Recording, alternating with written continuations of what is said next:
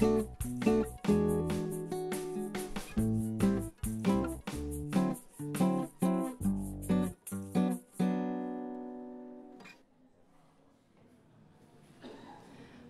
nous sommes ravis de vous accueillir à ce débat aujourd'hui. Climat chaud devant, nous avons la chance d'avoir autour de la table des experts, des écrivains qui vont nous éclairer sur cette question. Je vous les présenterai au fur et à mesure de leurs interventions parce qu'on souhaite vraiment qu'il y ait un temps d'échange avec vous en fin de débat. Alors on va commencer ce débat qu'on a voulu en 2 temps. Le premier temps, c'est comprendre les enjeux et le deuxième temps sera un peu comment agir. On ne va pas rester sur le constat qui est complexe, mais qu'on va essayer de mieux comprendre et ensuite on regardera les pistes de solutions. Alors je vais vous présenter notre premier intervenant, Joël Guyot. Merci d'être là, Joël. Joël est climatologue. Il va nous parler du GIEC, il présentera les travaux du GIEC. Il a contribué à ces travaux-là et ainsi qu'à ceux du MEDEC, qui est un réseau d'experts sur le changement climatique en Méditerranée. Alors j'ai peut-être obligé des choses, il est chercheur au CNRS. Joël, c'est à vous, vous allez nous éclairer sur les enjeux de ce réchauffement climatique. Merci Sophie. Alors le GIEC, donc ça veut dire le groupe intergouvernemental sur l'évolution du climat. Il publie tous les 6-7 ans un ensemble de rapports sur la physique du climat, sur les risques encourus par les sociétés, par les écosystèmes, et également sur les pistes d'atténuation du changement climatique. Alors cet été, vous l'avez peut-être vu passer, bon, c'est sorti pendant les vacances, c'est pas vraiment favorable pour qu'on en parle beaucoup. Il y a le premier rapport du 6e round du GIEC qui est sorti au mois d'août sur la physique du climat. Il y aura en février l'année prochaine et en mars les 2 autres rapports qui vont sortir. Et ce rapport-là a déjà beaucoup d'informations intéressantes à nous faire parvenir, même s'il ne fait pas complètement le tour de la problématique du changement climatique. Alors le GIEC, c'est basé sur les travaux de milliers de chercheurs de par le monde et les rapports sont rédigés par des centaines de scientifiques qui se réunissent. Au début, dans le passé, ils se réunissaient physiquement, maintenant de plus en plus en visio. Et ça sert de base en fait aux négociations annuelles qui sont entreprises par l'ONU et qui réunit les gouvernements de tous les pays. Et une fameuse négociation a eu lieu en 2015. On appelle ça les COP, les conférences des parties en anglais. Alors la COP 21 à Paris en décembre 2015, c'est vraiment elle qui a fait avancer un petit peu la problématique et tout le monde s'est congratulé à la fin de cette COP parce qu'on était arrivé à un accord.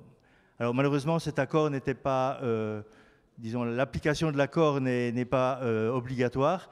Par contre, ce qui était nouveau, c'est qu'il a été signé par la plupart des pays de l'ONU.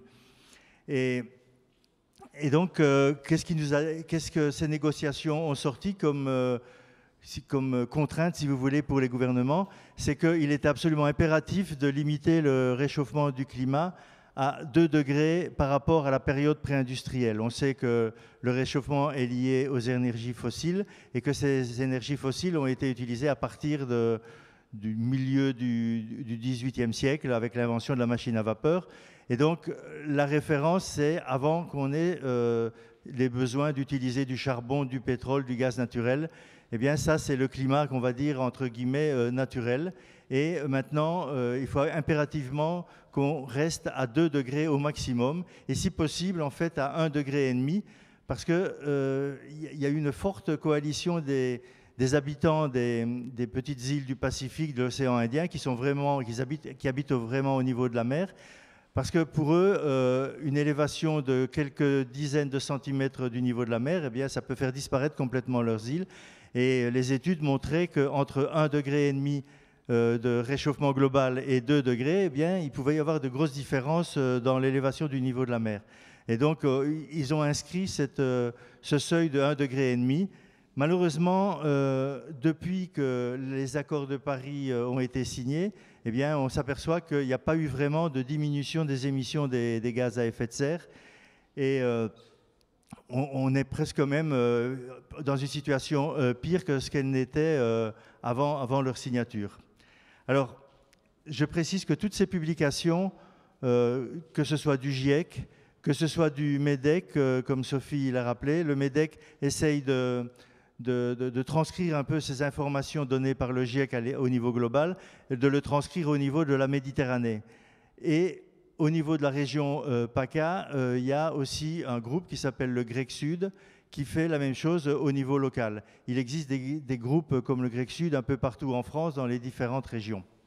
Et toutes ces publications sont absolument gratuites et disponibles sur le site web. Il suffit de taper dans votre navigateur GREC Sud ou MEDEC et vous aurez accès à tout ça. Alors maintenant, on m'a demandé de parler un petit peu, un peu plus du GIEC et les informations que le GIEC a sorties, ce qui était vraiment nouveau dans ce que le GIEC a sorti au mois d'août, ça tient en gros en 6 messages.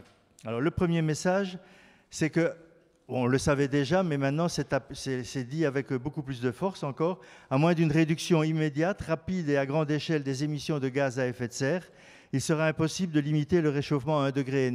Le précédent rapport disait qu'il faut limiter à 1,5 degré parce qu'on y gagne beaucoup par rapport à 2 degrés. Et ici, il faut vraiment, on a perdu du temps depuis 2015, eh bien maintenant il faut vraiment passer au braquet suivant parce qu'on n'est pas du tout sur le chemin. Mais d'un autre côté, on peut voir cette phrase-là, ce message-là de manière un peu plus positive et dire qu'il y a encore une possibilité d'y arriver. Mais il faut vraiment se bouger, quoi. Et pour ça, il faut en fait infléchir le fonctionnement de notre économie et notre mode de vie qui est basé sur la surconsommation. Et un autre élément aussi lié à ça, c'est que le changement climatique tel qu'on l'a maintenant, eh bien, on n'a jamais eu des températures aussi élevées depuis des milliers, voire des dizaines ou des centaines de milliers d'années. C'est vraiment, on dépasse, si vous voulez, tous les records. Moi, je travaille sur la paléoclimatologie, les climats anciens, et donc on sait, on a reconstruit des variations du climat depuis de nombreux millénaires, et on sait que ce qui se passe maintenant n'est jamais arrivé dans le passé. Ça a pu arriver localement, mais à l'échelle globale, ça n'est jamais arrivé. Et puis surtout, c'est arrivé beaucoup plus vite que ce qu'on a eu dans le passé. On est par exemple passé d'une période glaciaire à une période interglaciaire il y a à peu près 20 000 ans. On a fait ce passage à peu près en 5 000 ans. Eh bien, ça nous faisait une augmentation de la température de 4 à 5 degrés. Eh bien, on nous prédit pour la fin du 21e siècle une augmentation de la température équivalente, mais au lieu de faire ça en 5 000 ans, ce sera en un siècle. Et donc, ça veut dire qu'on est à peu près à un facteur 50 au niveau de la rapidité. Ça, c'est le premier message. Le deuxième message, c'est une avancée également parce qu'il dit qu'il est incontestable que ce sont les activités humaines qui sont responsables du réchauffement. Dans les précédents rapports, on disait que la probabilité est forte. Et maintenant, c'est même plus une question de probabilité, c'est sûr et certain. Et ça, pour la première fois, les scientifiques du GIEC ont affirmé ça haut et fort. Et les conséquences de ça, eh bien, c'est les événements extrêmes qui deviennent de plus en plus intenses et de plus en plus fréquents. Alors, que fait l'homme en fait dans l'histoire? Eh bien, il modifie la composition de l'atmosphère en rejetant du CO2, donc du dioxyde de carbone, du méthane, du protoxyde d'azote. Et ces gaz ont la particularité de rester très longtemps dans l'atmosphère. Si bien que le réchauffement du climat qu'on a actuellement, c'est en fait dû à une accumulation de ces gaz depuis un siècle ou même plus. Et donc, ça veut dire que si on fait des efforts maintenant pour infléchir le climat, eh bien, ça prendra un certain temps avant de voir les effets positifs. Et on sait qu'au niveau événements extrêmes, cet été 2021 a été vraiment un été meurtrier avec des inondations en Allemagne, en Belgique. Ici, l'année dernière, vous savez tous qu'il y a eu de fortes inondations dans la vallée de la Roya, de la Vésubie et de la Tinée, avec 500 litres d'eau en une journée par mètre carré qui sont tombés, alors que, par exemple, sur Marseille, c'est ce qui tombe sur une année.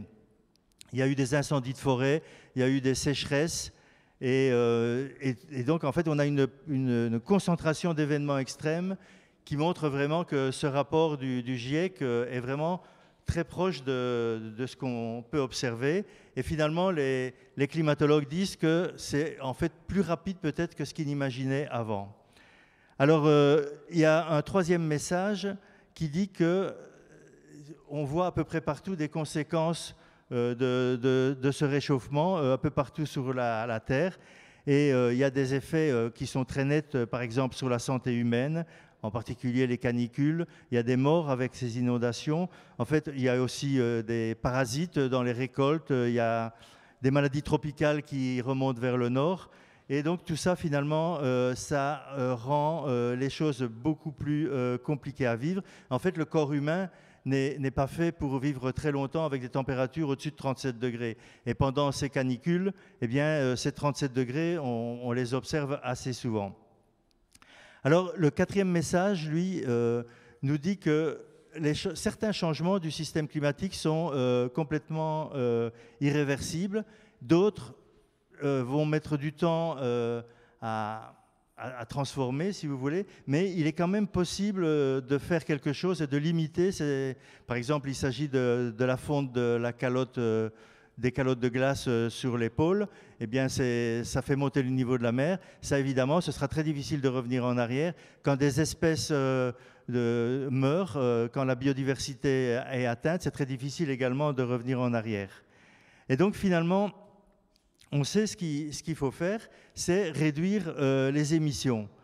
Alors, il y a quelques chiffres comme ça qui sont assez intéressants. L'humanité a émis depuis l'invention de la machine à vapeur 2500 milliards de tonnes de CO2 depuis 1750 à peu près.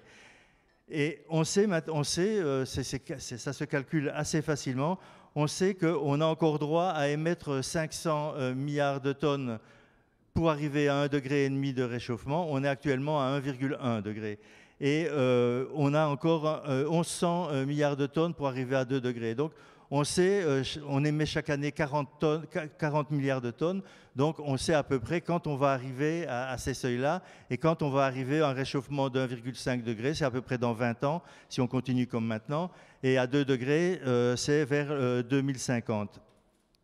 Et alors, le dernier message qui est qui est un petit peu plus positif, il nous dit que contrairement à ce qu'on pensait, d'ici 20 ans, si on fait vraiment de gros efforts, on va pouvoir voir les effets positifs de nos réductions des émissions de gaz à effet de serre. Avant, on disait qu'il fallait 30-40 ans pour les voir. Ici, c'est un petit peu plus rapide.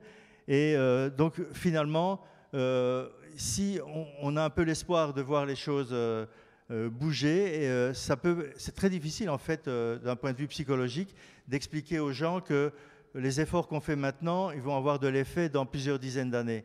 Donc, effectivement, c'est plutôt une bonne nouvelle. 20 ans, ce n'est pas encore la panacée, mais ça progresse par rapport à la problématique psychologique de l'environnement. Voilà, merci. Merci beaucoup, Joël.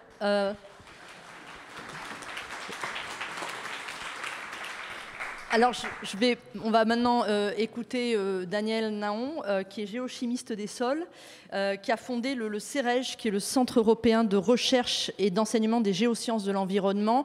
Il est l'auteur d'un ouvrage passionnant et surtout vraiment un ouvrage de vulgarisation scientifique remarquable. Le réchauffement climatique commence sous nos pieds. Et alors justement, dites-nous-en un peu plus à ce sujet. Je retiendrai ce qu'a dit Joël, deux choses importantes. C'est qu'il a parlé indirectement du local et du global. Donc il faut toujours avoir à la tête ces deux aspects. Le deuxième, c'est que ça réchauffe très vite, très très vite. Je prends la suite pour je vais un peu vous décevoir dans l'optimisme, mais il faut savoir que les masses océaniques, par leur masse et par les molécules d'eau, qui ont une chaleur latente, réchauffent moins vite que les continents, que les terres. Et vous pouvez vous en juger quand vous allez à la plage l'été, vous courez sur le sable chaud, pour aller vous jeter dans la mer, et toutes les deux ont reçu l'énergie solaire. Ça veut dire que les terres vont réchauffer beaucoup plus vite, et les calculs montrent que ça va être de l'ordre de 7, 8 ou 9 degrés Celsius. Ça veut dire quoi? Ça veut dire que les grands enjeux du réchauffement climatique vont être l'agriculture et l'eau. Et en plus, comme la plupart des masses continentales sont regroupées dans l'hémisphère nord, tout comme les grandes industries, l'hémisphère nord va réchauffer plus vite que l'hémisphère sud. Alors, l'agriculture, on s'est rendu compte il y a longtemps, il y a beaucoup d'auteurs qui ont averti il y a quelques années, et on se rend compte qu'effectivement, quand l'agriculture a migré depuis la Mésopotamie, d'après Jean Guilaine, ça a mis à peu près 4 millénaires pour envahir toute l'Europe.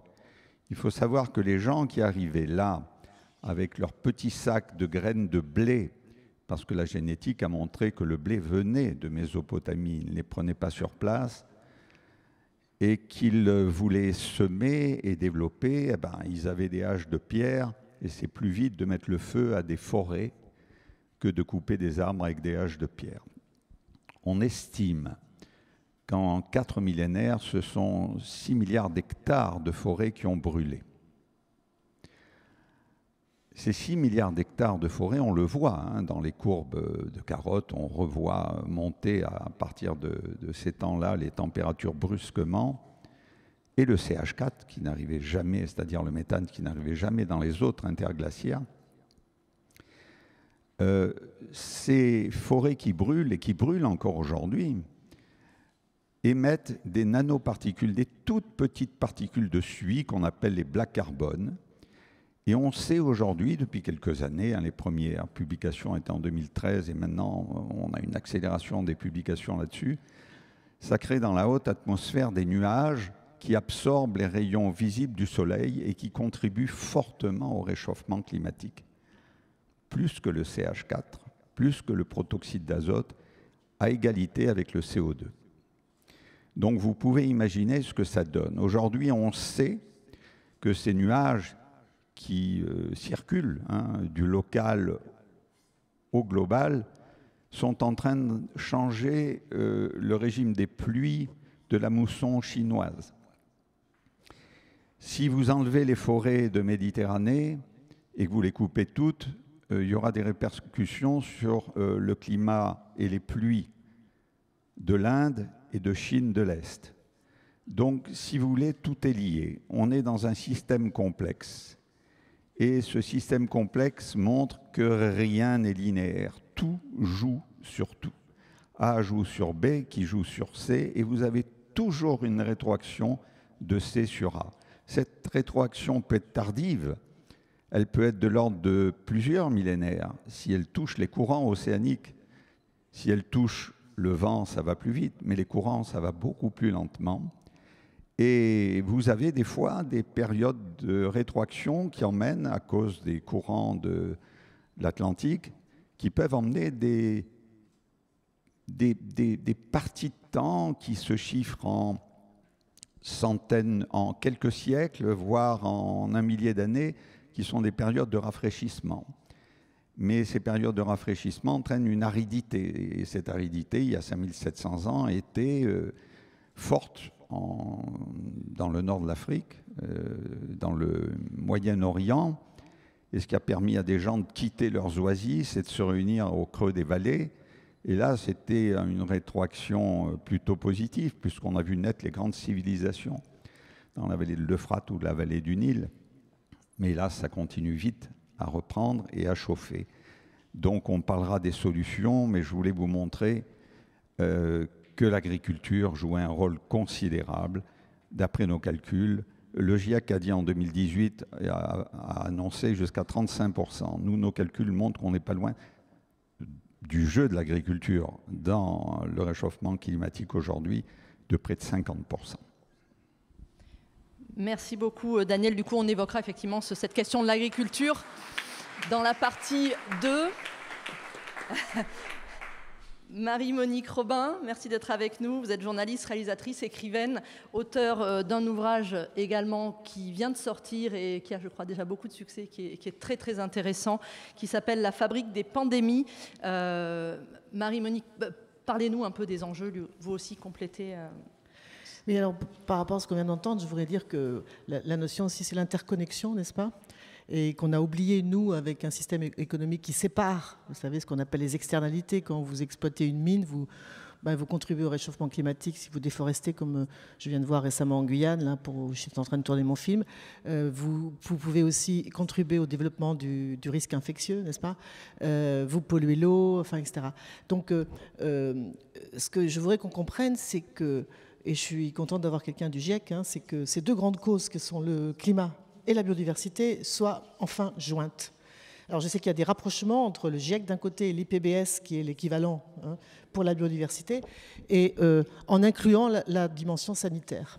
C'est-à-dire que ce que démontrent les 62 scientifiques de mon livre, parce que moi je ne suis qu'une passeuse, j'ai donc interrogé des virologues, des climatologues d'ailleurs aussi, des infectiologues, etc., qui tirent la sonnette d'alarme en disant « Attention, vous êtes très focalisés sur la Covid-19 », mais ce n'est qu'une maladie parmi toute la liste de celles qui ont émergé depuis, on va dire, 40 ans. Il y en a d'autres qui vont venir et qui peuvent être bien plus mortelles que celle-ci. Et l'origine, eh bien, les causes sont les mêmes que celles qui provoquent le dérèglement climatique, c'est-à-dire sont les actions anthropiques, notamment dans les zones tropicales, dans les forêts tropicales, où il y a une grande biodiversité animale et végétale, et donc beaucoup de micro-organismes, dont certains sont des agents potentiellement dangereux pour les humains. Mais ce que vous découvrirez dans le livre, c'est que tant que l'homme n'intervient pas en Amazonie ou dans ces forêts tropicales, ou ce qu'il en reste, parce qu'elles sont aussi très menacées, on continue de déforester beaucoup, y compris des forêts primaires, n'est-ce pas ? Tant qu'on n'intervient pas, il y a un équilibre qui est là, qui fait que ce n'est pas dangereux finalement. Et c'est l'intervention de l'homme qui va faire, d'abord parce qu'il peut rentrer en contact avec ces agents pathogènes qui sont hébergés par des chauves-souris. Moi, je suis devenue amoureuse des chauves-souris, parce que ils sont peut-être des porteurs sains de plein de virus, mais en même temps, ils ont un rôle écologique très important. Ça peut être aussi des primates, ça peut être des rongeurs, ce sont les principaux réservoirs de ces agents pathogènes potentiellement dangereux pour l'homme. Mais quand on modifie ça, on détruit ce que les scientifiques appellent l'effet dilution, parce que c'est l'un des services rendus par la biodiversité, notamment dans les zones tropicales, de maintenir à bas bruit le risque infectieux et de contrôler l'émergence de maladies. Donc, quand on perturbe, en faisant des routes, en faisant des mines, en faisant du soja transgénique, vous savez que c'est un sujet que je connais assez bien, de ma compagnie préférée qui s'appelle Monsanto, eh bien, tout ça pour nourrir les élevages intensifs européens, eh bien, on contribue évidemment au dérèglement climatique, mais aussi à la destruction de la biodiversité et aussi aux risques infectieux. Voilà, ou quand on plante des monocultures d'huile de palme, c'est la même chose. Quand on exploite l'or, comme j'étais en Guyane récemment, l'orpaillage, c'est la même chose.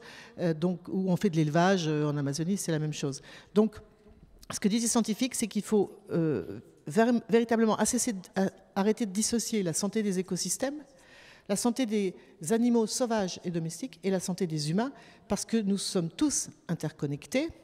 La biodiversité, comme je dis souvent avec un peu d'autodérision, c'est pas un supplément d'âme pour Bobo écolo à vélo, dont je fais partie.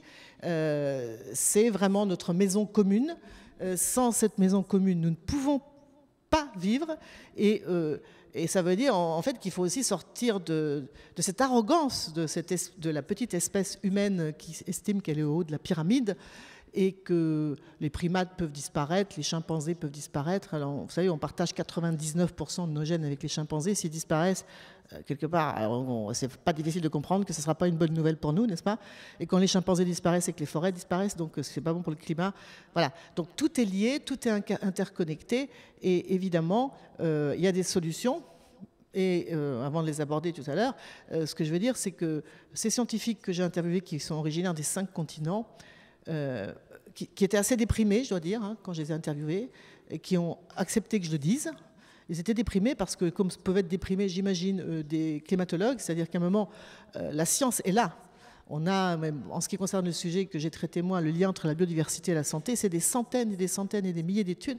Et la science est là, mais pour l'instant, ça ne se traduit pas en actes, notamment du point de vue politique. Donc, ça veut dire qu'il faut, nous, les citoyens, s'emparer de ces sujets et en pensant véritablement qu'il faut revoir notre mode de vie déjà, bien sûr, notre modèle économique et notre conception du vivant, en nous replaçant dans cette grande chaîne du vivant, à une place qui devrait être la nôtre, mais en nous remettant à une place qui est juste, qui n'est pas celle de domination comme celle que nous prétendons avoir aujourd'hui. Voilà, pour faire très court, parce que je sais que le temps passe. On veut qu'il y ait le temps pour vos questions. Merci beaucoup, Marie-Monique. Du coup, je pense que la transition est toute trouvée avec la deuxième partie. Même peut-être si nos intervenants veulent intervenir sur ces enjeux. Vous avez à tour de rôle dressé un état des lieux qui est effectivement préoccupant. Il y a des actions possibles. Vous disiez les chercheurs sont un peu déprimés, un peu voilà ceux que vous avez interviewés. L'optimisme, c'est quand même la prise de conscience citoyenne qui se fait jour. Maintenant, effectivement, on parle d'urgence climatique, il est urgent d'agir. Qui veut commencer à ouvrir ce chapitre 2 des solutions, des propositions? Marie-Monique, est-ce que vous pouvez juste transmettre votre micro? Voilà. Oui, je veux bien, parce que ça me permet de rebondir sur ce que vous avez dit sur les forêts primaires. Ce ne sont plus des forêts primaires. On sait maintenant par les récentes publications que les hommes ont habité et cultivé dans ces forêts il y a 3500 ans. Donc ça, c'est un espoir. Parce qu'on a énormément de traces, énormément de jeunes chercheurs du CEREJ l'ont bien montré, et d'autres, énormément de traces d'installations de culture et d'agriculture. Et donc ces gens ont été décimés en fait par les maladies et ont continué ne serait-ce qu'en Afrique ou en Amérique centrale et Amérique du Sud. Et ça veut dire qu'il y a une résilience des forêts.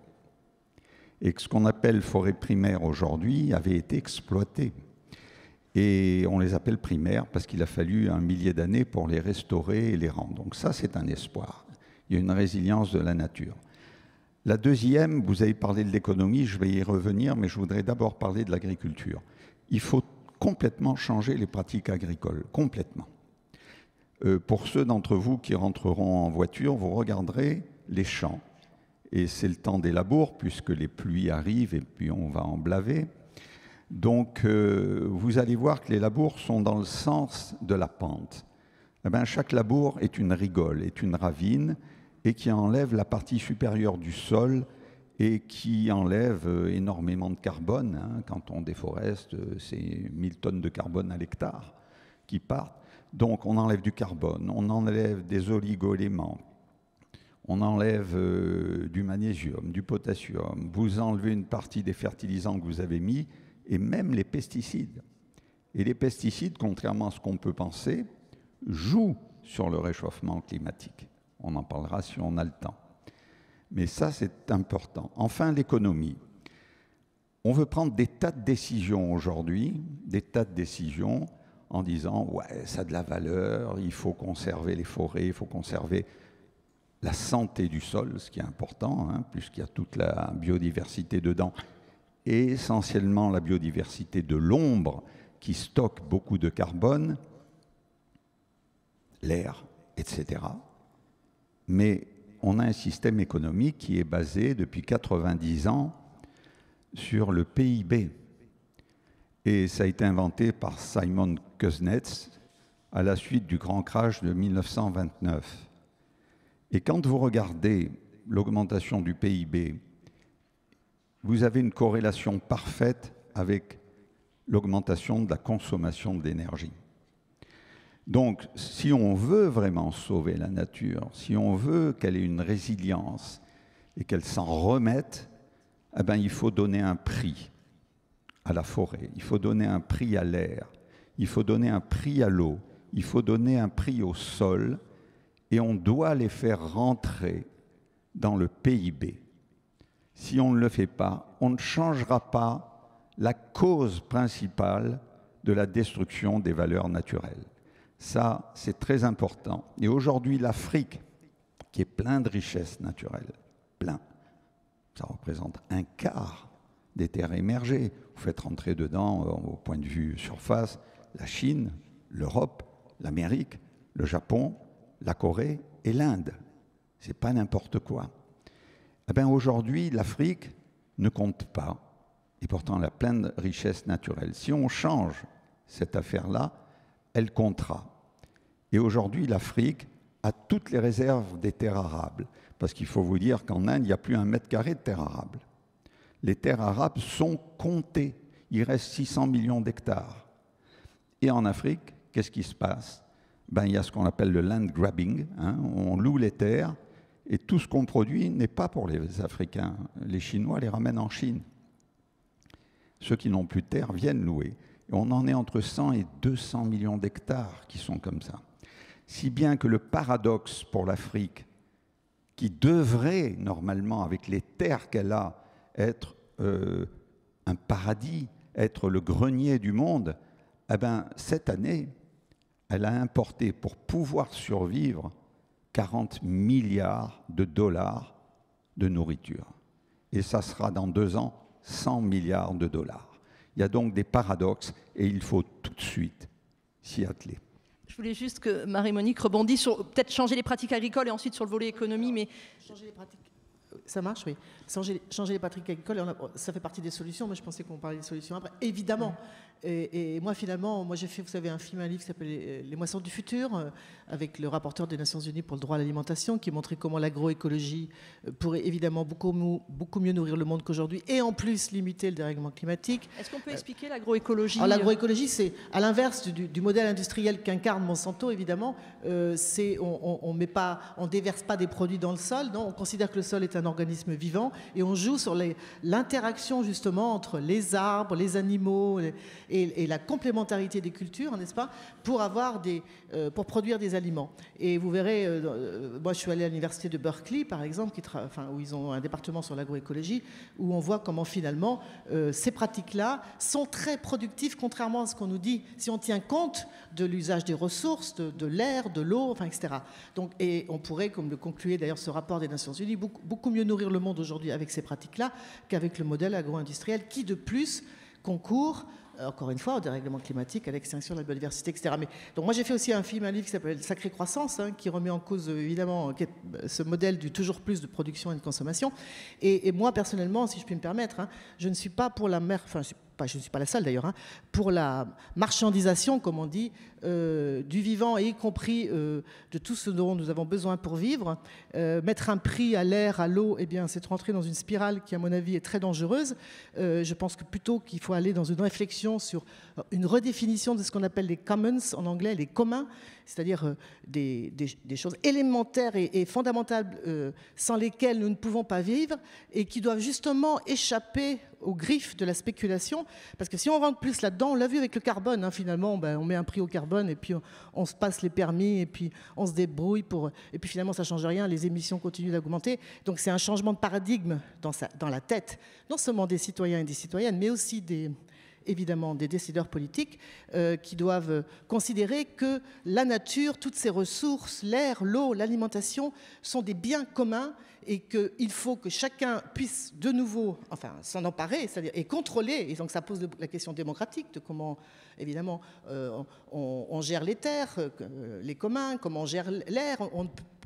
C'est même absurde de voir qu'actuellement, on peut décharger toutes les saloperies qu'on veut dans l'air, au point de... Moi, je voyage beaucoup pour mes films, vous ne pouvez plus respirer à New Delhi, je suis allé à Katmandou il n'y a pas longtemps, c'est irrespirable, Paris, et l'air appartient à tout le monde. Donc voilà, et la question de mettre un prix sur ça, c'est très dangereux, à mon avis, c'est très dangereux, et c'est plutôt un changement de paradigme qu'il faut qu'on arrive à faire ensemble, et pour ça, les citoyens ont un rôle très important.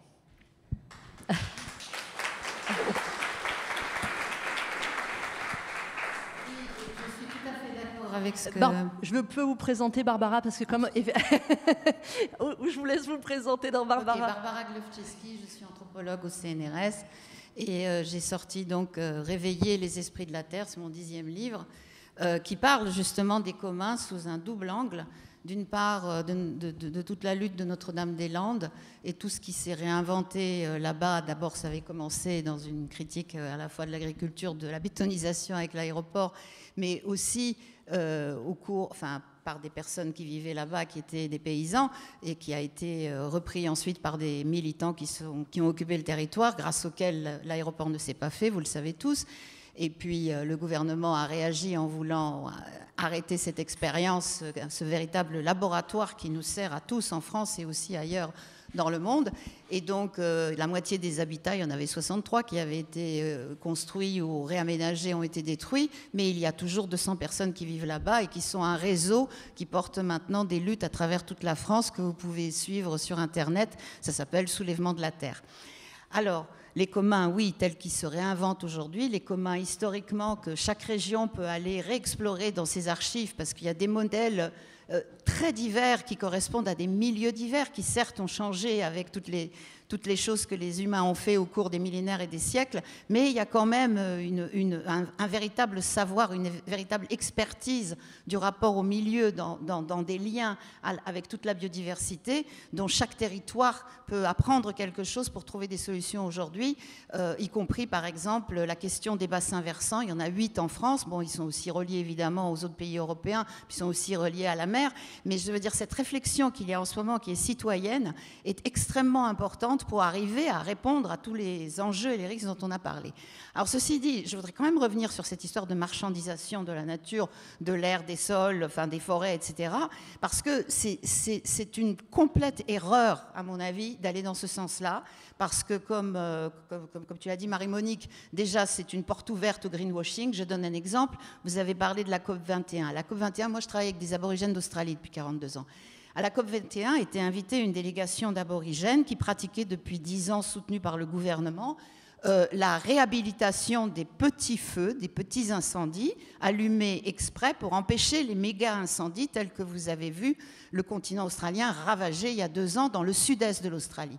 Ce programme-là, c'était dans le nord-ouest. Dans le nord-ouest, il n'y a pas de méga feux parce que les gens qui vivent là-bas, les habitants, et donc d'abord les aborigènes, mais aussi les autres, donc les responsables des parcs nationaux, ont mis en valeur ces techniques ancestrales, millénaires, des petits feux qu'on connaît aussi en France, qu'on a connus dans le sud, en Corse et ailleurs, voilà, et partout ailleurs en Europe. Bon, alors, ceci a été valorisé à la COP21, c'était la seule délégation parmi les 200 représentants de différents peuples autochtones du monde, qui représentent en gros 6% de la population mondiale, ont été les seuls, ces aborigènes, à pouvoir rencontrer les gouvernements lors des réunions, enfin les représentants des gouvernements, pour mettre en valeur ce modèle qui, accrochez-vous bien, est financé par Shell. Et vous savez bien ce que c'est Shell. D'accord ? Alors, 2 jours avant la présentation du programme à tous les gouvernements, les 200 représentants qui étaient beaucoup moins nombreux que possible parce qu'il y avait un couvre-feu à l'époque qui interdisait à beaucoup de peuples autochtones qui étaient prévus de venir, donc il n'y en avait que 200, mais quand même du monde entier. Ils se sont réunis en établissant une sorte de déclaration d'une vingtaine de points où ils ont pris à charge la question d'un programme de l'ONU que vous devez connaître qui s'appelle le REDD+, et qui justement a déjà commencé à évaluer donc monétairement toutes les pratiques de baisse d'émissions des gaz et de mauvais carbone, parce qu'il y a aussi du bon carbone, heureusement, et donc avait déjà fait cette évaluation, et c'est en fonction de cette évaluation que Shell, donc du coup, en s'associant aux pratiques des petits feux dans le nord-ouest australien, paye. Ça rapporte de l'argent à l'État australien, aux aborigènes qui de cette façon aussi ont leur propre économie, mais ça autorise Shell à refaire la même chose ailleurs. Le principe de ce programme-là, du REDD+, c'est ça. Et donc ça a été dénoncé par tous ces peuples autochtones qui ont le même problème en forêt, en mer, enfin où qu'ils soient dans le monde, en disant « Nous, on n'est pas contre le principe du REDD+, qui valorise ce que nous contribuons à la planète pour faire descendre les émissions, mais on ne veut pas que ce soit payé par des compagnies privées, par des multinationales. Nous, on veut que ce soit pris en charge par les collectivités territoriales. Et donc, ça veut dire déjà les citoyens. Les citoyens, c'est-à-dire avec leur choix de vote et leur choix de décision, etc. Sur ces crédits-là. Et à ce moment-là, ça rend les régions beaucoup plus autonomes. Mais toutes les régions sont reliées entre elles, comme il a été dit précédemment, et donc ça a des implications immenses. Ensuite, il a été dit tout à l'heure que c'est dans l'hémisphère nord que nous avons les industries, la grosse agriculture, et donc ça se réchauffe plus vite. Mais si nous avons les industries et la consommation que nous avons ici, avec le mode de vie que nous avons, c'est parce qu'on va extraire des minerais et des énergies fossiles dans le monde entier, c'est-à-dire dans l'hémisphère sud. Et si l'Afrique est dans la situation dont vous parlez et qu'elle est obligée d'amener de la nourriture, ce n'est pas juste parce qu'ils ne peuvent plus produire leur nourriture, c'est parce qu'on les oblige à acheter ça parce qu'ils sont en dette. Donc c'est un problème politique, ce n'est pas juste un problème économique. Et la dernière chose que je voudrais dire,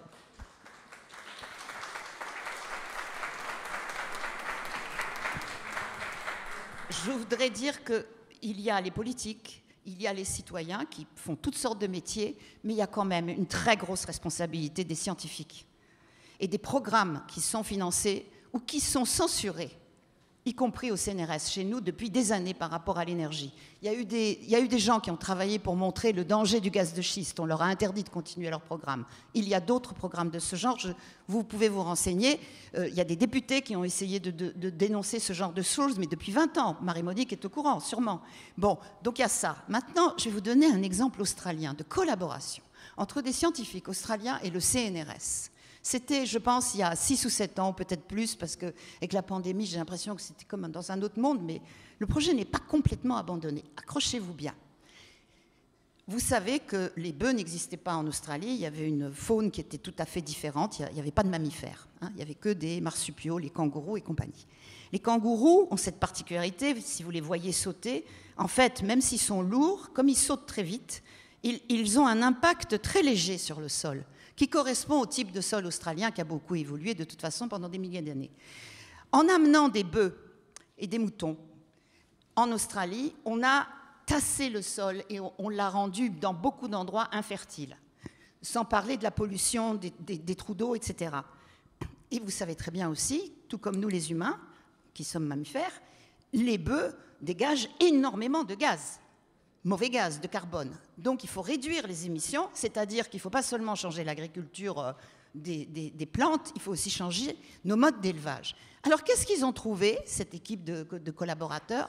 Ils ont dit, on va modifier génétiquement les bœufs pour leur donner des organes des kangourous. Parce que les kangourous, quand ils pètent, ils n'émettent pas de mauvais gaz qui accélèrent. Vous voyez? Voilà.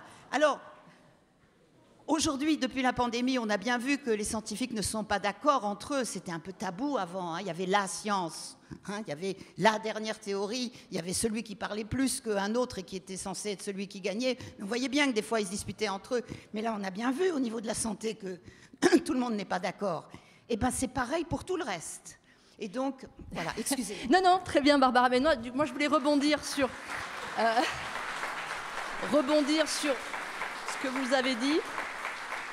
Et redonner la parole à Daniel, parce qu'il y a, dans votre livre, vous évoquez quelque chose qui semble un peu au cœur aussi des solutions, si on peut parler de solutions dans ces questions extrêmement complexes. C'est le lien entre le scientifique, le citoyen et le politique. Donc quel est le rôle déjà du scientifique et finalement, est-ce que la science ne doit pas redevenir un peu plus généraliste? Elle a été beaucoup divisée par spécialité. Oui. Si vous lisez mon livre, vous voyez qu'il y a écrit « Le citoyen, le scientifique et le politique face à la crise ». Il faut être clair parce que la science fait des progrès et c'est vrai qu'aujourd'hui, l'exigence communautaire pousse le scientifique à avoir une responsabilité éthique collective. C'est important. On disait tout à l'heure, vous parliez de l'Australie. L'Australie, c'est un pays, effectivement, qui était couvert de forêts, qui a importé des ovins et des bovins, et qui s'est rendu compte que si on donnait des prairies, uniquement des prairies, par rapport aux ovins et aux bovins qui paissaient dans les forêts, on avait 3 fois plus de viande. Donc, ce qu'ils ont fait, ils ont coupé les forêts. Et en coupant les forêts, les racines des arbres qui tenaient en profondeur les nappes d'eau, parce que ça pompait, ne pouvaient plus retenir ces nappes qui sont remontées, ont effectivement mobilisé tous les sels et on a obtenu des prés salés qui sont morts au bout de quelques... Et c'est à peu près 8 millions d'hectares en Australie qui sont salés à cause de la coupe des forêts. Excusez-moi, mais les 2 tiers de l'Australie au moment de la colonisation à 230 ans, c'était un désert. Mais un désert vivant. Et donc il ne fallait pas couper des forêts puisqu'il n'y en avait pas. Donc les forêts, elles ont été coupées dans le nord et dans le sud-est. Mais le grand problème des bovins, c'est l'élevage extensif dans cette brousse dite désertique et qui est rentrée en compétition avec tous les marsupiaux. Des espèces sont éteintes, il y avait 400 espèces différentes de mammifères. Or, la viande de kangourou, elle plaît beaucoup aux touristes dans les restos chics. C'est la nourriture de base des aborigènes depuis des milliers d'années et pourrait très bien être justement utilisée si on se débarrassait des bœufs. Vous avez lu Le Chant des pistes de Chatwin ? Il faut le regarder, madame. J'ai vécu en Australie. Excusez-moi, ça fait 42 ans que je travaille avec les aborigènes. Oui, et quand Bruce Chatwin madame. a sorti Le Chant des pistes, moi j'ai sorti Les Rêveurs du désert chez Plon. Bien sûr, madame. Vous êtes la grande spécialiste de l'Australie, c'est connu. Alors, je voulais revenir sur le fait que les gens ne m'ont pas très bien compris sur le rôle du politique et sur le rôle de l'économie. Quand je dis il faut donner, il ne faut pas marchandiser. L'alimentation, l'agriculture sont des économies négatives. C'est-à-dire, on a l'impression qu'on pompe dans les biens communs sans se soucier de ce qu'ils valent. Donc, le rôle du scientifique, c'est de dire, voilà ce qu'ils valent. Attention, si vous les exploitez, voilà ce que vous allez faire. Quand vous avez 1 kilo de viande de bœuf, il faut savoir que ça a coûté 15 000 litres d'eau. Quand vous avez 1 kilo de pain, ça a coûté 1500 litres d'eau. Donc, le fait d'avoir ces rapports scientifiques sur ce que coûtent les choses va permettre de transformer le système économique et de prendre conscience de ce que ça coûte réellement et peut-être de faire attention. Pour l'Afrique, et je vous laisserai la parole, bien sûr, madame, la première des choses est la bonne gouvernance et l'éthique, la première des choses. Mais il faut savoir que l'Afrique, 65% des gens qui vivent en Afrique n'ont pas accès à l'électricité. 65%. Lorsque nous dépensons pour manger, ça représente à peu près entre 10 et 15% de notre salaire. En Afrique, c'est entre 75 et 90% de leur salaire. Donc il y a ensuite l'eau qui est utilisée dans notre pays pour l'agriculture, c'est à peu près 70%. Chez eux, c'est 98%. Donc il y a il faut prendre très rapidement des décisions. Quand je vous disais que tout est lié, pour la biodiversité, c'est exactement pareil. Si vous voulez qu'un sol soit vivant, il produira. Un sol qui n'a plus de biodiversité en son cœur ne peut même plus stocker le carbone. On montre que, l'INRA montrait très clairement, que les vers de terre permettent de stocker 30% de carbone en plus. Mais qu'est-ce que font aujourd'hui nos hommes politiques, et en particulier chez nous ? Certains scientifiques ont dit qu'il faut, c'est l'initiative 4 pour 1000, augmenter le stockage du carbone dans les sols. Alors ils prennent les boues urbaines, qui sont très riches en carbone, et ils les répandent dans la plupart des sols. Alors une boue urbaine, c'est quoi? C'est toutes les crèmes, les dentifrices, tout ce que vous avez qui contiennent des nanoparticules d'argent, de titane, de cuivre, de zinc, qui sont des désinfectants que vous crachez. Dans les pommades, c'est pareil. Vous avez, quand vous êtes malade, vous prenez des antibiotiques, vous ne métabolisez que 40% de l'antibiotique. Donc ça se trouve dans les boues urbaines. Et là, il y a un conflit à 3 avec les bactéries, Et on est en train de créer, ce sont des papiers qui viennent de sortir, dont au CEREJ et un peu partout dans le monde, vous créez des bactéries résistantes à tous les antibiotiques connus. Tous les antibiotiques connus. Et déjà, des publications viennent de sortir l'année dernière, montrent que ces bactéries pathogènes, on les trouve sur des radis et on les trouve sur des feuilles de laitue. Et on ne sait pas la réaction qu'il va y avoir entre ces pathogènes, parce que les bactéries échangent très rapidement les gènes entre eux, beaucoup plus que nous. Et on ne sait pas, vous avez une cuillère à café de terre, c'est à peu près 1 milliard de bactéries. On ne sait pas quels vont être les échanges. Et il faut travailler sur ces mécanismes, parce qu'on a besoin. Le sol, c'est 98% de la diversité génétique. 98%. Et il y a des échanges très rapides. Donc là, il faut arrêter ça.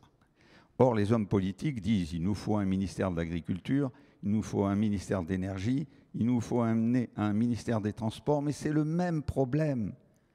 C'est le même problème. On ne peut pas fractionner les problèmes. Il faut les regarder d'une manière multidisciplinaire et essayer de les résoudre. On n'est plus sur l'époque d'Auguste Comte, où on a des disciplines comme ça, physique, chimie. Physique, c'est la particule. Vous avez 2 particules qui se réunissent, ça donne une molécule, hop, on passe dans la chimie. Non, c'est très compliqué. Voilà, donc ne vous trompez pas sur mes idées pour marchandiser, pas du tout, mais pour donner une idée de ce que ça coûte, pour que les hommes politiques enfin comprennent que ça a de la valeur. Voilà, il fallait que je m'explique parce que vous aviez mal compris ma façon de dire. Marie-Monique, vous vouliez intervenir? Non, merci pour cette clarification, parce qu'effectivement, on est bien d'accord.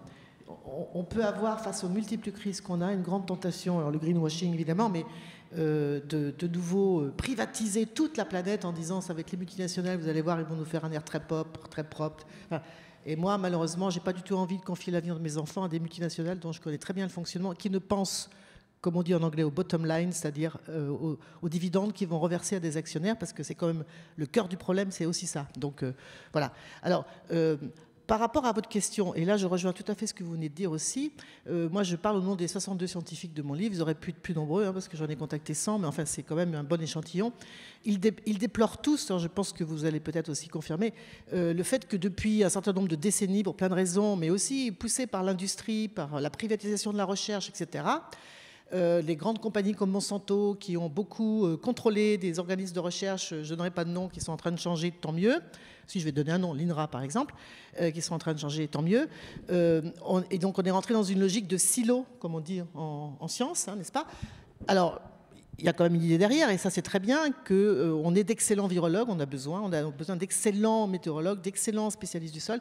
L'excellence est évidemment très importante, mais ce qu'ils voudraient, eux, aujourd'hui, vu les défis énormes auxquels nous sommes confrontés, et là je pense qu'on sera tous d'accord, je ne l'aurais pas dit il y a 10 ans, on est très mal barré, je ne veux pas vous casser le moral, mais l'humanité est très mal barrée, pas la planète, arrêtons de dire que la planète, il faut la sauver. La planète, moi j'ai rencontré un parasitologue pour mon livre, qui s'appelle Serge Morand, qui est du CNRS, qui me disait, spécialiste des parasites, et qu'il n'avait jamais vu un parasite comme l'homme, parce que dans le monde du vivant, les parasites, ils vivent au détriment de leur hôte, mais ils ne sont pas aussi fous au point de détruire l'hôte dont ils dépendent pour vivre. Et c'est nous ce qu'on fait, on est un super parasite. Bon, voilà. Donc l'humanité, elle est en danger. Donc qu'est-ce qu'il faut faire face à ces défis? Il faut revoir le mode de fonctionnement de la science et du financement de la recherche. Ça rejoint ce que vous disiez, Barbara.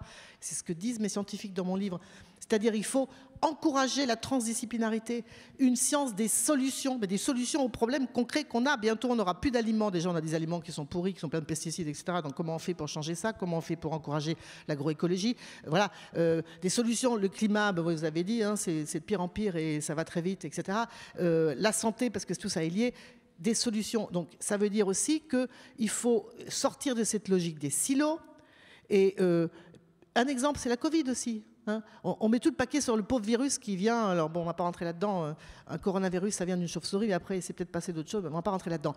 Eh bien oui, d'accord. Mais qu'est-ce qui fait qu'il sort du bois, le virus, à un moment? Il faut avoir une vision à moyen et long terme. Et donc, c'est ça, la science des solutions. Et ça veut dire aussi que les gouvernements, vous l'avez dit, doivent sortir aussi de leur logique de silo. On ne peut pas continuer à avoir un ministère de l'Agriculture qui se dit c'est très bon d'importer du soja transgénique d'Argentine pour nourrir les poulets qui crèvent dans les grandes usines à poulets de Bretagne. Hein, parce que quand on fait ça, voilà, je l'ai dit tout à l'heure, on contribue au dérèglement climatique, etc. On ne peut pas continuer à fonctionner comme ça. On ne peut pas s'enorgueillir d'exporter des poulets bas de gamme vers le Sénégal qui va détruire les filières de production alimentaire locale qui nourrissent les gens en Afrique. J'étais en Afrique il n'y a pas longtemps. Et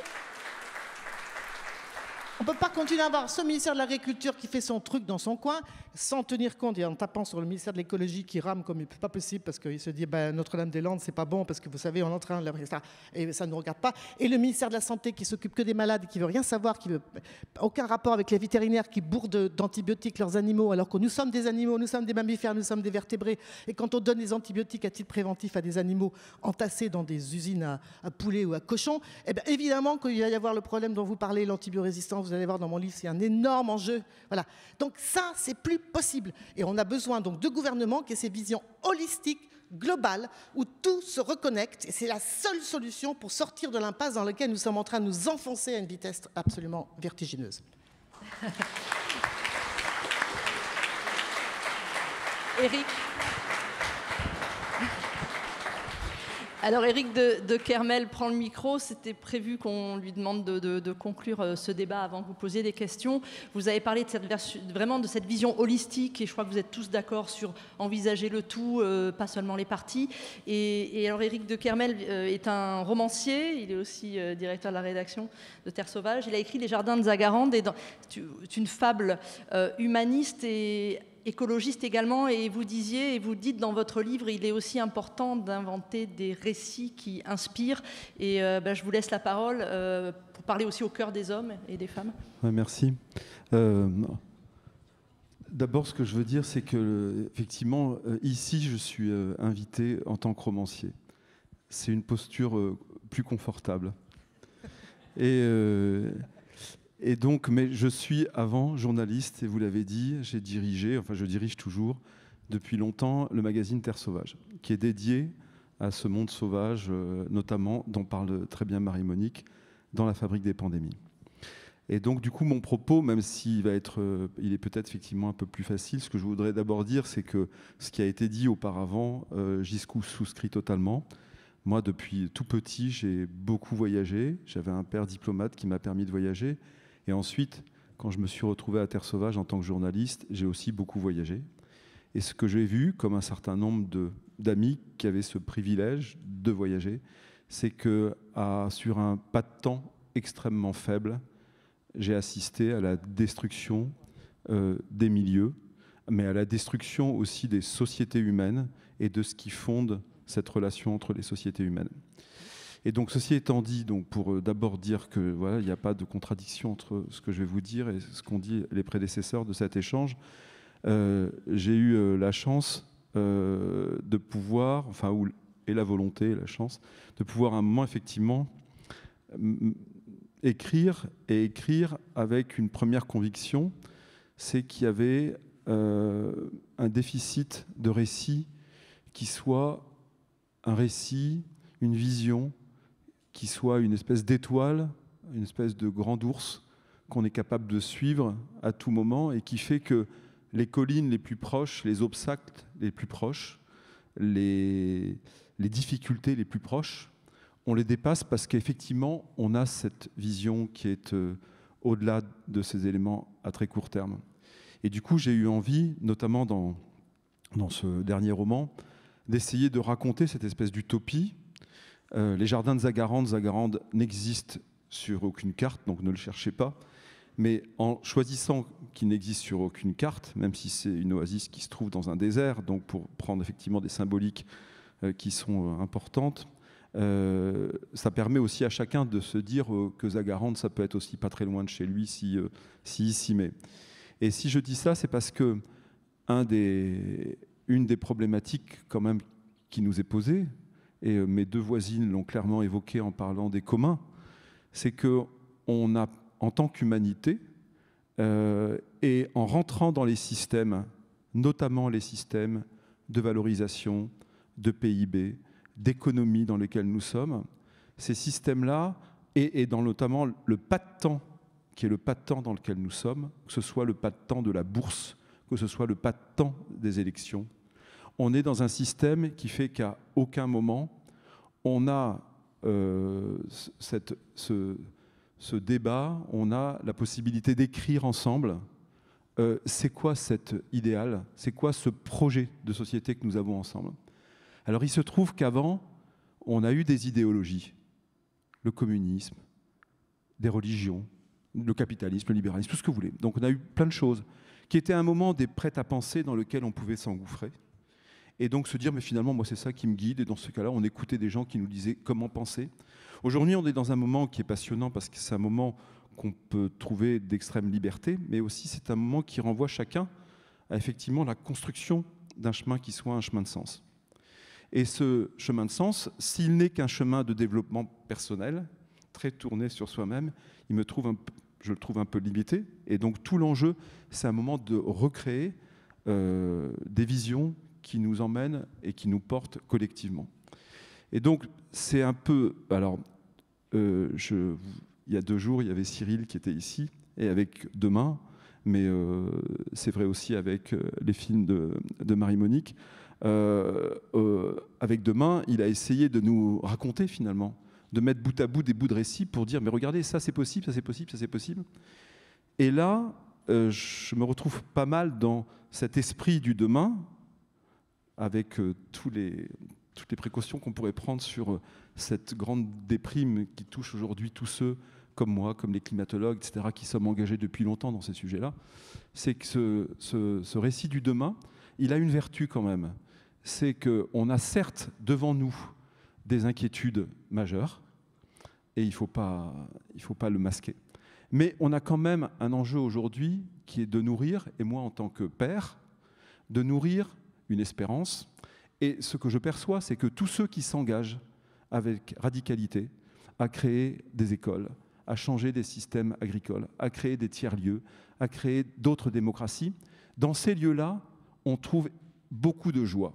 Et donc, moi, ce que je souhaite à un moment, c'est qu'on ait effectivement cette attention, notamment vis-à-vis des générations qui arrivent, à leur dire, vous avez droit à cette joie de tous les jours. Ça ne veut pas dire un aveuglement, c'est-à-dire que ce n'est pas parce que demain c'est compliqué qu'aujourd'hui vous n'avez pas le droit de vous mettre en mouvement pour faire tout ça. Et notamment vis-à-vis des jeunes, et ce sera la fin de mon propos, j'avais l'occasion récemment de m'exprimer ailleurs sur la question des Youth for Climate, et donc de ces jeunes qui manifestent, et qui manifestent avec des mines graves, qui manifestent en se posant des questions qui sont des questions qui parfois peuvent toucher aux formes, et notamment à des formes violentes d'expression pour être entendues. Aujourd'hui, ces jeunes, quand on met en parallèle ces manifestations avec les statistiques relatives à la santé mentale de nos adolescents, je pense qu'il n'y a pas grand monde dans cette salle qui ne doit pas avoir près de lui un enfant, un neveu, une nièce, un adolescent qui n'a pas très envie d'aller dans le monde des adultes, qui suppose la responsabilité, qui du coup est dans un mal-être profond. Or, pour moi, ces jeunes, ils nous renvoient à nous une question qui est, mais vous savez, cette question qu'on dit souvent dans les couples, hein, quand on voilà, avec la femme qu'on aime, on le dit, mais c'est quoi les preuves d'amour? Il n'y a pas d'amour sans preuve d'amour. Et aujourd'hui, pour moi, dans le mode de fonctionnement que nous avons, nos enfants, ils nous disent, mais elles sont où vos preuves d'amour dans la planète que vous êtes en train de nous laisser? Et cette question d'amour, moi je la pose de façon assez fondamentale. On dit tous, et je pense que c'est très vrai, je veux dire, moi je serais prêt à mourir à la place d'un enfant. Si j'avais un choix à faire entre ma fille et moi, je meurs tout de suite. Mais en fait, ce n'est pas du tout ce qu'on est en train de faire en ce moment. On est en train de tuer nos enfants, et nous, de continuer à vivre maintenus dans un confort, un conservatisme qui fait qu'on ne donne pas ces preuves fondamentales d'amour. Et pour moi, le projet de société qui est aujourd'hui questionné, c'est effectivement de savoir quelle histoire d'amour on retisse avec les générations futures, quelle histoire d'amour on retisse entre le vivant non humain et le vivant humain. Merci beaucoup Eric pour cette conclusion. On va remercier tous nos intervenants et on va vous permettre de poser des questions Ce temps d'échange, est-ce qu'il y a un micro pour la salle ou pas? Oui. Ok, super. Donc n'hésitez pas, on a vraiment sanctuarisé ce petit temps d'échange avec la salle, n'hésitez pas. Est-ce qu'il y a des questions?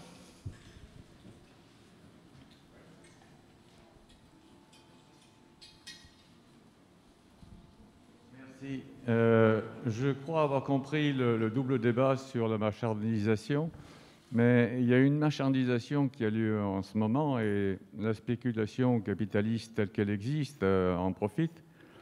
C'est la spéculation sur le plus commun des communs, le bien fondamental sans lequel nous ne vivons pas, sans lequel il n'y a pas de vivant, c'est l'eau.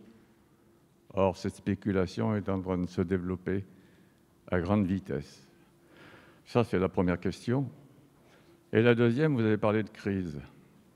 Je ne crois pas que ce soit une crise, le problème climatique, parce qu'une crise, en général, quand on parle d'une crise, c'est limité dans le temps, et une crise, ça a des solutions. Or, je ne vois pas de solution. Il y a en fait un système, vous me contredirez bien sûr, que moi j'appelle productiviste, qui est fondé sur le principe « je veux consommer plus, donc je travaille plus, donc je produis plus ». Et ainsi de suite, sans arrêt, sans arrêt, sans arrêt, sans s'occuper de la nature.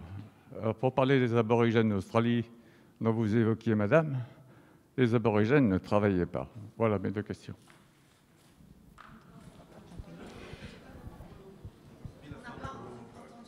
Alors, on va peut-être prendre la question sur l'eau pour laisser après d'autres questions et d'autres réponses. Qu'est-ce qui veut répondre sur la fin? Moi non plus, j'ai pas entendu la... Mais je pense que c'était une question, la fin de votre propos. On n'a pas compris la fin de votre propos. Sur les aborigènes, on n'a pas compris. La fin, je disais que le système productiviste était basé sur le principe. C'était le système qui était la cause de la crise. Il n'y a pas de crise, il y a un système. Le système productiviste. Et le système productiviste, c'est il faut que je consomme absolument plus, et pour ça, je dois travailler pour produire absolument plus, et je bouffe l'atmosphère et le reste. Et je disais que les aborigènes d'Australie consommaient beaucoup moins et travaillaient pas du tout. Ah. Alors moi, je veux bien répondre sur l'eau, parce que c'est un vrai enjeu, évidemment. Et c'est lié, évidemment, au système productiviste dont vous parlez. Mais monsieur, moi, quand je parle de crise systémique. C'est le système qui est au bout du rouleau. Et si on continue dans cette même logique, dans ce même système, effectivement, du toujours plus, donc à nous encourager, comme aujourd'hui, vous allumez n'importe quelle radio, eh bien, on est content parce qu'il y a 6% de croissance annoncée, et quand on sait qu'il y a 6% de croissance annoncée, on sait ce que ça veut dire en termes d'exploitation des ressources, enfin, etc., etc. Et c'est pas pour moi une bonne nouvelle, pas forcément une bonne nouvelle, mais par quoi on remplace cette obsession de toujours plus? C'était ça l'objet de mon film et livre 2014, Sacrée Croissance, qui montrait toutes les solutions, justement, à ça, d'accord?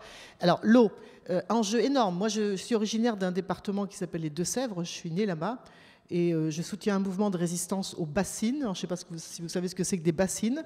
Il y a une grande production de maïs dans ce département maintenant, de Sèvres, mais aussi en Charente, et avec des fermes qui sont de plus en plus grandes.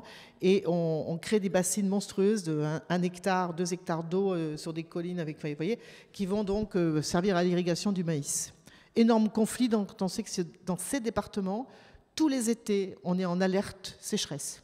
Et pour remplir une bassine, il vide une rivière, et ça va très vite. Enfin, donc, et la région Nouvelle-Aquitaine, le département soutiennent ces 60 millions d'argent public mis dans ces bassines qui vont profiter à une poignée de maïsiculteurs, de riziculteurs, pas de riziculteurs, maïsiculteurs et de producteurs de maïs. Donc, voilà. Et vous comprenez que c'est un énorme conflit. Mais là, c'est le problème, c'est que moi, j'ai publiquement parlé en tant que marraine de l'un de ces collectifs, puisque j'ai pas mal de filles un peu partout, là, Notre-Dame-des-Landes, etc., en interpellant les politiques. On ne peut pas continuer dans cette logique-là. En plus, le maïs, comme vous le savez, moi, je connais bien l'histoire du maïs, j'ai fait un film là-dessus, c'est originaire de l'Amérique, c'est pas du tout adapté à nos... Même s'ils ont trafiqué les variétés, etc., elles ont besoin de beaucoup d'eau, et aujourd'hui, c'est pas adapté.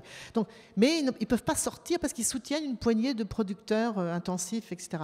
Donc, évidemment que l'eau est un enjeu majeur, mais qu'il va falloir se le réapproprier comme un bien commun, et donc faire ce que je disais tout à l'heure, avoir cette vision holistique, qui va faire qu'on met tout sur la table, et on évalue, et on fait, comme on dit en anglais, un trade-off. Voilà, qu'est-ce qui est bon, qu'est-ce qui n'est pas bon, et à un moment, on décide collectivement. Donc ça pose la question de la démocratie. Vous aussi, hein, qui est aussi en panne, c'est mon avis, hein, en panne aujourd'hui, et qu'il faut aussi réinventer. Pour finir aussi, parce que moi je dois partir bientôt, j'ai un train, pas longtemps.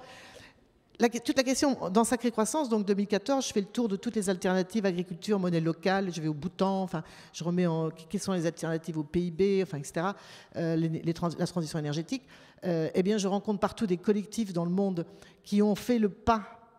Je me rappelle à Toronto, une coopérative qui fait de la production maraîchère bio dans la banlieue de Toronto, créée par un ancien trader de la bourse de New York, qui a tout laissé tomber quand il a eu la crise des subprimes, il a dit « moi je ne veux plus faire partie de ce truc-là ».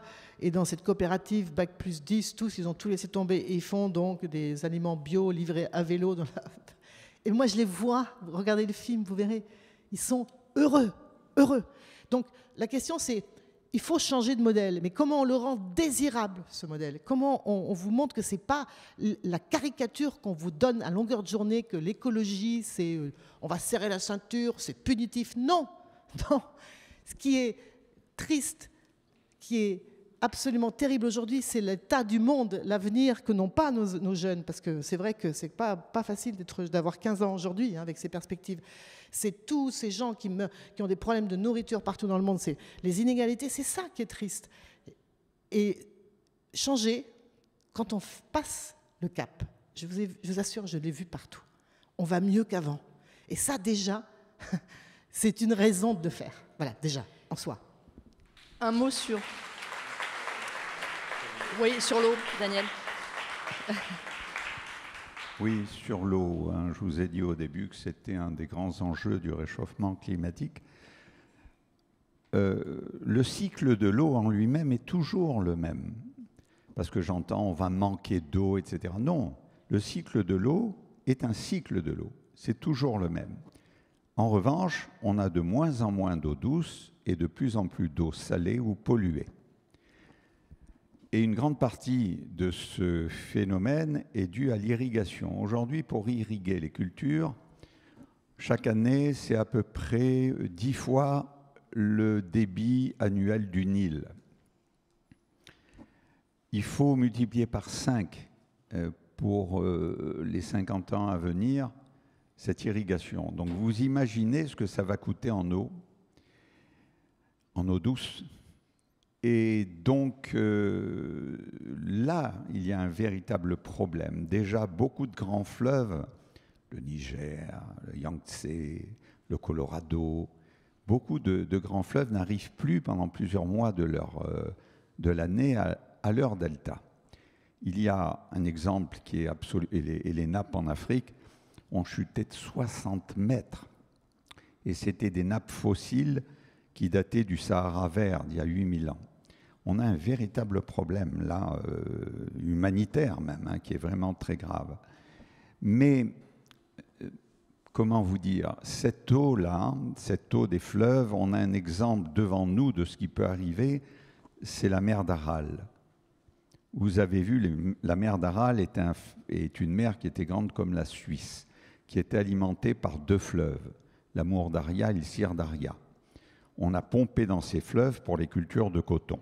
Il faut savoir que le coton est une des cultures qui nécessite le plus de pesticides. C'est 12 traitements pesticides par an. Donc, quand la mer s'est asséchée, on a tous été choqués de voir ces chameaux qui étaient assis au premier plan avec des bateaux à moitié rouillés sur des dunes de sable. Alors oui, ça a été fait, et puis on sait maintenant les résultats sont catastrophiques parce qu'il y a un nombre de cancers chez les enfants. La taille moyenne a diminué de 12 cm. Il n'y a plus de poissons dans les petits restes de mer qui restent encore à droite et à gauche. Ah, il avait l'air d'avoir un problème. Donc, l'agriculture doit avoir, et pour reprendre presque le terme de ce que notre ami écrivain disait, il faut un nouveau paradigme.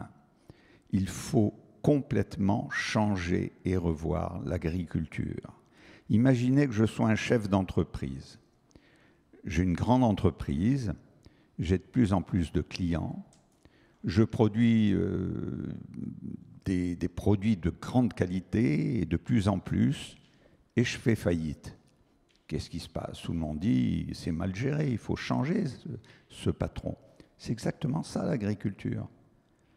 Il y a de plus en plus de monde qui mange, on produit de plus en plus, et qu'est-ce qu'on voit? On voit des agriculteurs. Les agriculteurs français sont des demi-fonctionnaires. Ils reçoivent 50% d'indemnité. Donc, il y a des agriculteurs en Afrique, en Inde ou ailleurs qui ne tiennent pas le coup, qui se suicident, qui ne peuvent plus tenir. Donc, il y a un vrai problème. Il faut complètement changer de paradigme. Ça me semble urgent. Et quand je vous disais que l'agriculture joue un rôle aussi important, il faut savoir que la biodiversité dans le sol, on dit qu'un sol est en pleine santé quand il a de la biodiversité. Je vais vous citer un exemple rapidement pour vous faire prendre conscience de la biodiversité du sol et de son rôle. Vous savez tous ce qu'est la fonction chlorophyllienne. Donc, quand il fait de plus en plus chaud, vous avez des arbres, des forêts de plus en plus étendues, les arbres grossissent de plus en plus et pompent de plus en plus de CO2. Donc, quand vous avez une période froide, et c'est exactement la conversation qu'on a eue avec Claude Lorius, qui est un peu le père du réchauffement climatique, dans un petit bistrot en Normandie, je lui disais, mais quand on a une période froide, normalement, il y a moins de végétation sur Terre. Donc, s'il y a moins de végétation sur Terre, il y a moins de prise de carbone par les arbres. Il me dit oui. Donc, il devrait y avoir plus de CO2 dans l'atmosphère. Ah ben, c'est l'inverse. Il y a 30% de moins de CO2. Pour une raison simple, c'est que les terres gèlent et que la faune et la biodiversité du sol ne fait plus son boulot. Donc, c'est elle qui contrôle le CO2 de l'atmosphère. Et donc, il est excessivement urgent de se pencher sur le sol, de se pencher sur l'agriculture et de changer complètement de paradigme. Enfin, je parlais des pesticides et de leur rôle. Si vous mettez des pesticides, vous tuez 80% de la biodiversité du sol, dont les vers de terre qui, eux, seulement arrivent à capter jusqu'à 30% du CO2. La structure, etc., c'est un peu compliqué. Mais ça veut dire très clairement que ça joue sur le réchauffement. Il y a d'autres questions dans la salle? Merci beaucoup. Oui, je voudrais poser deux questions, soulever deux questions. On a beaucoup parlé d'agriculture, d'eau, de biodiversité. Je voudrais revenir dans les solutions liées à l'énergie. Et je peux constater que sur les groupes qui luttent pour lutter contre l'effet de serre et le changement climatique, il n'y a pas la préoccupation liée au modèle énergétique et notamment liée au nucléaire en France. Comme si, et même pour certains qui l'ont mis en place depuis des années, je pense à Jean Covici, en disant que finalement le modèle nucléaire pourrait permettre de mieux lutter contre l'effet de serre. Et je trouve que c'est quand même un paradoxe dans lequel moi personnellement je ne tombe pas, je milite contre le nucléaire depuis 40 ans, mais j'aimerais bien voir comment vous voyez ce paradoxe pour ce qui vous concerne. La deuxième question, toujours dans les solutions, c'est les éoliennes. On voit se développer depuis quelques années et plus récemment, un peu plus fortement depuis quelques mois, un mouvement contre les éoliennes. Même Stéphane Bern considère qu'elle pourrait dénaturer le paysage, le patrimoine, sans qu'il n'ait jamais rien dit par rapport au nucléaire ou aux lignes très haute tension. Ça, c'est un autre problème. Mais on peut constater, puisque vous avez soulevé le problème tout à l'heure sur la démocratie, sur le modèle productiviste, sur les citoyens, que, notamment en Allemagne, s'est développé de manière beaucoup plus importante qu'en France, où il est très minoritaire. Mais la prise en charge de ces éoliennes sous forme de projets citoyens et non pas de projets capitalistiques. Et moi, je suis quand même très surpris que ces questions-là soient si peu évoquées en France. Et je trouve que ça serait une solution pour que les citoyens, justement, comment dirais-je, admettent beaucoup plus ce type de solution. Voilà. Je voulais savoir comment vous percevez aussi cette On va prendre la question. réponse, après on sera obligé malheureusement de vous quitter. Je sais pas. Moi, je veux bien répondre, après je m'en vais très rapidement. Alors, sur le nucléaire, la question, c'est évidemment les déchets. Donc moi, je ne peux pas soutenir de toute façon une technologie dont on ne sait même pas quoi faire des déchets et qui sont là pour des centaines de milliers d'années. Moi, je suis allé à Hiroshima, je suis allé à Fukushima, et on a beau nous dire que nos centrales sont très bref, ça, c'est pas possible. Bon, première chose. La deuxième chose, vous avez tout à fait raison. Dans Sacrée Croissance, moi, j'avais pas l'exemple de l'Allemagne, mais j'avais l'exemple du Danemark, qui a aussi développé beaucoup de coopératives citoyennes. Toute la question de la transition énergétique doit aussi induit aussi une reprise en main par les citoyens de ces communs. Et d'ailleurs, les éoliennes, moi j'ai changé de regard sur les éoliennes quand j'étais au Danemark, parce que ça fait partie, les éoliennes font partie de coopératives citoyennes, donc évidemment il ne s'agit pas d'en mettre partout parce que ça va défigurer le paysage, mais en plus on sait quand même que c'est pas comme en France où on a des méga industries qui viennent dans les villages et qui trouvent des agriculteurs pour mettre, et du coup les gens sont montés contre les éoliennes, etc. Parce que en fait ce profit, ils vont faire du profit. Et donc on n'est pas... moi, la coopérative que j'avais au Danemark, elle me disait, nous, l'idéal, c'est que quand on a bien isolé toutes nos maisons et tout, on disparaisse. C'est-à-dire, non seulement on ne fait pas de profit, vous voyez. Donc c'est toute la question de la centralisation, de la monopolisation de qui contrôle l'énergie en France qu'il faut revoir, en soutenant les initiatives citoyennes. Je suis tout à fait d'accord avec vous. Donc c'est aussi le modèle économique qui est derrière l'énergie. Et nous, en France, on a l'habitude, avec EDF et tout, d'être dans une logique très centralisée. Voilà. Et ça, c'est un problème fondamental. C'est pour ça que c'est vrai, et j'en arrêterai là, qu'au final, tout est politique aussi. Parce qu'on a besoin des bonnes mesures pour prendre les bonnes décisions, pour encourager toute cette énergie citoyenne à faire ce qu'il faut, et très rapidement, comme on le voit dans mon film, qu'est-ce qu'on attend au niveau local, parce que le local, vous l'avez dit, et le global sont interconnectés. Et je vous laisse, je vais prendre mon train. Merci Marie-Monique. On va demander à Joël de vous répondre sur le nucléaire. Je voudrais juste dire, c'est pas ma spécialité, mais je voudrais dire un mot sur le nucléaire. En fait, il faut considérer qu'on est dans une transition énergétique et qu'on ne peut pas tout arrêter du jour au lendemain. L'Allemagne a essayé de le faire et résultat, ils ont utilisé énormément de charbon. Alors évidemment, ça leur a permis de développer les renouvelables, les éoliennes et le solaire. Mais je pense qu'il faut faire les choses progressivement. Le nucléaire, c'est vrai qu'il y a des problèmes, les déchets, etc. Mais on doit vivre avec le nucléaire encore quelques dizaines d'années. Et je pense qu'il faut le faire de manière progressive.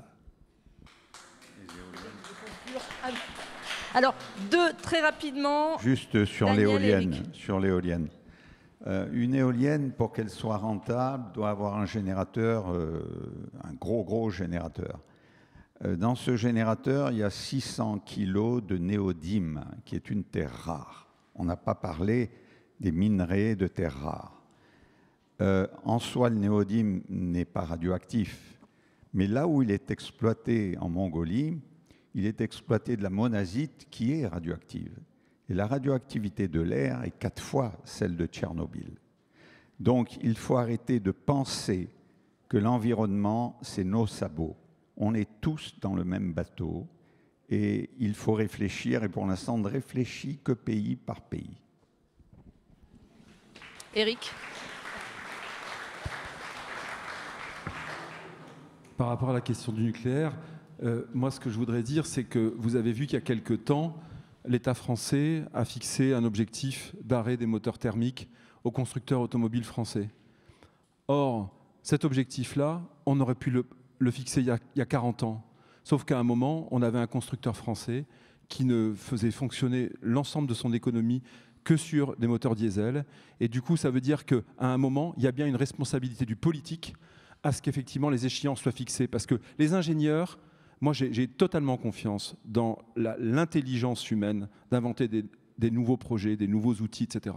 Simplement, il faut un moment qu'il y ait d'abord cette vision. Et donc, si on avait fait avec les moteurs thermiques bien plus tôt ce qu'on vient de faire là, et que bien entendu, on va réussir, si on avait fait sur le nucléaire bien plus tôt le fait d'arrêter les centrales nucléaires et de faire des recherches sur d'autres modalités, notamment sur tout ce qui est lié au solaire, on serait arrivé à d'autres résultats.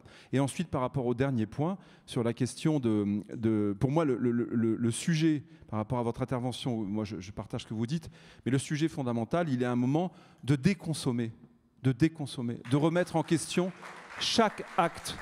La nouvelle chemise qu'on achète, les nouvelles chaussures qu'on achète, le nouveau téléphone qu'on achète. Et donc, l'objectif, il est bien de déconsommer. Merci beaucoup, Eric. Merci à vous pour votre participation et merci aux intervenants qu'on peut applaudir encore. Merci beaucoup.